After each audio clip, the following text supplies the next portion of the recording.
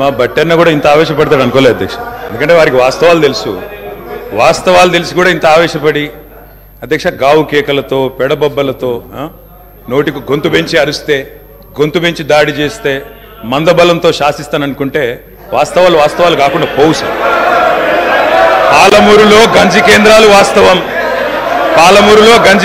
వాస్తవం, తెలంగాణలో నెత్తురు బారిన నేలలు వాస్తవం, నెర్రలు బారిన నేలలు వాస్తవం, కరెంటీ అని మాట వాస్తవం, 14 లక్షల వలసలు వాస్తవం. అధ్యక్ష ఇవన్నీ కాంగ్రెస్ పాలనకు తార్కాణాలు అధ్యక్ష, నేను చెప్పడం లేదు అధ్యక్ష. ఎవరో కాదు అధ్యక్ష, గౌరవ ముఖ్యమంత్రి రేవంత్ రెడ్డి గారు మాట్లాడిన రికార్డు అసెంబ్లీలో అధ్యక్ష, కాంగ్రెస్ పరిపాలన గురించి గౌరవ ముఖ్యమంత్రి రేవంత్ రెడ్డి గారు మాట్లాడిన మాటలు వారి మాటలు చెప్తా అధ్యక్ష. వారు చెప్పినారు రేవంత్ రెడ్డి గారు, ఇది 2014 25 జూన్ అధ్యక్ష. వారి మాటలు నేను కోట్ చేస్తా ఉన్నా, అసెంబ్లీ రికార్డు అధ్యక్ష.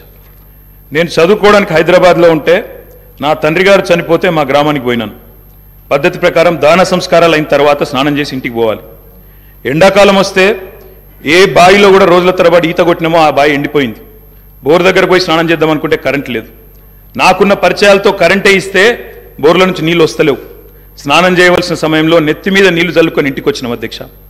తెలంగాణ ప్రాంతం నిర్లక్ష్యం కావడానికి కారణం కాంగ్రెస్ పాలకులన్న విషయం ఇప్పుడు అర్థమైంది అధ్యక్ష. ఇది నేను కాదు అధ్యక్ష, రేవంత్ రెడ్డి గారు చెప్పిన మాట. మీ ముఖ్యమంత్రి గారే చెప్పినారు అధ్యక్ష, నేను చెప్పడం కాదు. నేనేమంటున్నా అధ్యక్ష, మీరు దాచేస్తే దాగని సత్యాలు చరిత్ర అధ్యక్ష. ఇట్లా నిమిషానికి ఒకసారి ఇంటరప్ట్ చేస్తే ఎట్లా అధ్యక్ష?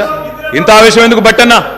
బట్టన్నా అధ్యక్ష, ముఖ్యమంత్రి గారు మాట్లాడతారు తర్వాత, మీకెందుకు బాధ? బట్టి గారు ఇంత బాధపడితే కష్టం. ఇందిరమ్మ పాలన గురించి రేవంత్ రెడ్డి గారు చెప్పిన మాట ఇది. ఇంకా చాలా ఉన్నాయి రేవంత్ రెడ్డి గారు చెప్పిన మాటలు, చెప్పమని చెప్తా అధ్యక్ష. This is not right sir అధ్యక్ష, you have to come to my rescue. This is not right అధ్యక్ష. ఇదేం అధ్యక్ష? సీఎం గారు సమాధానం చెప్తారు అధ్యక్ష. గౌరవ కేటీఆర్ గారు ఎన్నిసార్లు ఇస్తారు సార్? మరి మేము కూడా లెక్క చూడాలా? 39 మందికి అధ్యక్ష, మనం తెలంగాణ రాష్ట్ర శాసనసభలో మాట్లాడుతూ ఉన్నాం. ఆనాటి ఉమ్మడి ఆంధ్రప్రదేశ్ శాసనసభ వ్యవహారాలు కాదు, ఆనాటి ఉమ్మడి ఆంధ్రప్రదేశ్ శాసనసభ కాదు. ఇది ప్రత్యేక తెలంగాణ రాష్ట్ర శాసనసభ. ఈ శాసనసభ ఈ రాష్ట్రానికి సంబంధించి 2014 జూన్ 2 నుంచి మొదలైంది.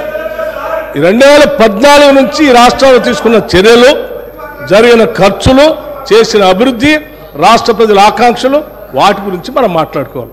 గతం అంతా బాగాలేదనే కదా అందరూ కలిసి కొట్లాడి ఏకగ్రంగా తీర్మానం చేసి తెలంగాణ రాష్ట్రం ఇంకా అది చూపించి నేను వాళ్ళతో పోటీ పడతా అంటే నువ్వు కూడా వాళ్ళతో పోటీ పడితే నువ్వు కూడా అట్టే పోయి మరి ఏడెందుకు తెలంగాణ రాష్ట్రం గురించి మాట్లాడుతుంది సార్?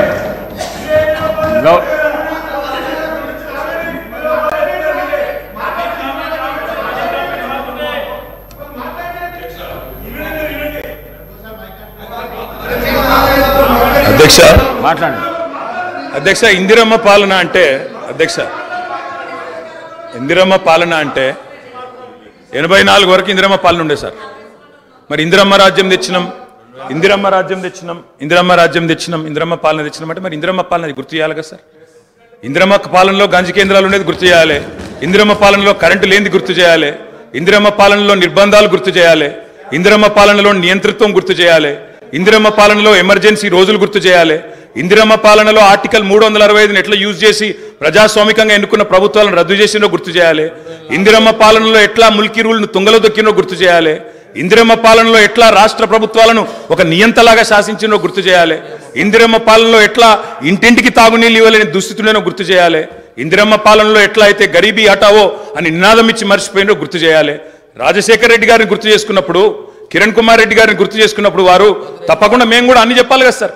పోతిరెడ్డి పాడుకు పొక్కదవి నీళ్లు తీసుకుపోతుంటే హారతులు పట్టిన వాళ్ళ సంగతి చెప్పాలా, హంద్రీనీవాకు హారతులు పట్టిన వాళ్ళ సంగతి చెప్పాలా, తెలంగాణకు అన్యాయం చేసిన ప్రతి ఒక్కరి సంగతి చెప్పాలా. కేవలం సెలెక్టివ్గా తలుచుకుంటాం, ఇందిరమ్మ పేరు అవసరం వచ్చినప్పుడు తలుచుకుంటాం, లేకపోతే తలుచుకోమంటే ఎట్లుంటుంది అధ్యక్ష? కాబట్టి తప్పకుండా చెప్పాలా. చరిత్ర అనేది దాస్తే దాగేది కాదు అధ్యక్ష. ప్రగతి భవన్కు పోయి అక్కడ కేసీఆర్ గారి పేరు మీద మట్టి పూయంగానే చరిత్ర మరుగున పడిపోదు అధ్యక్ష. తప్పకుండా వాస్తవాలుగానే ఉంటాయి. వాస్తవం ఏంది అంటే 50 ఏళ్ల గోస తర్వాత కలిసొచ్చే కాలానికి నడిసొచ్చే కొడుకు కేసీఆర్. తెలంగాణ తల్లిని దాస్య శృంఖలాలు తెంచిన కొడుకు కేసీఆర్ గారు అధ్యక్ష. ఇవాళ వారు మాట్లాడినారు గవర్నర్ గారు.